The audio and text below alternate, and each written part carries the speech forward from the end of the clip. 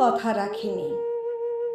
৩৩ বছর কাটল, কেউ কথা রাখেনি। ছেলেবেলায় এক বষ্টমী তার আগমনী গান হঠাৎ থামিয়ে বলেছিল, শুক্লা দ্বাদশীর দিন অন্তরাটুকু শুনিয়ে যাবে।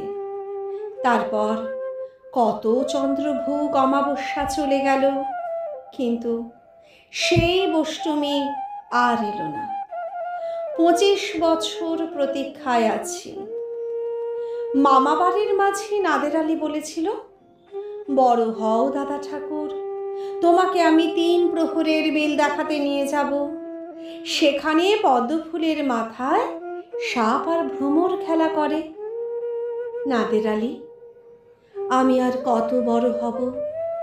আমার মাথা এ ঘরের ছাদ ফুঁড়ে আকাশ স্পর্শ করলে তারপর তুমি আমায় ৩ প্রহরের বিল দেখাবে?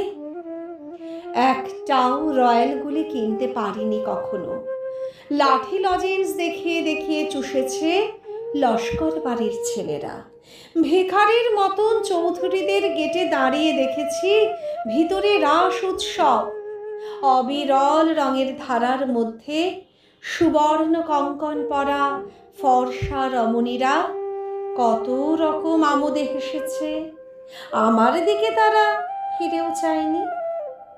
বাবা আমার কাঁধ ছুঁয়ে বলেছিলেন, দেখিস একদিন আমরাও। বাবা এখন অন্ধ, আমাদের দেখা হয়নি কিছুই।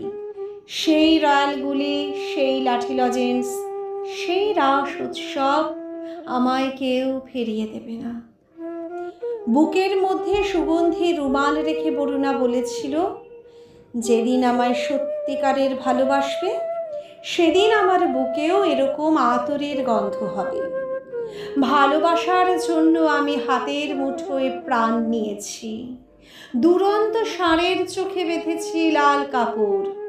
বিশ্ব সংসার তন্ন তন্ন করে খুঁজে এনেছি ১০৮টা নীল পদ্ম। তবু কথা রাখেনি বরুণা। এখন তার বুকে শুধুই মাংসের গন্ধ। এখন সেই যে কোনো নারী। কেউ কথা রাখেনি।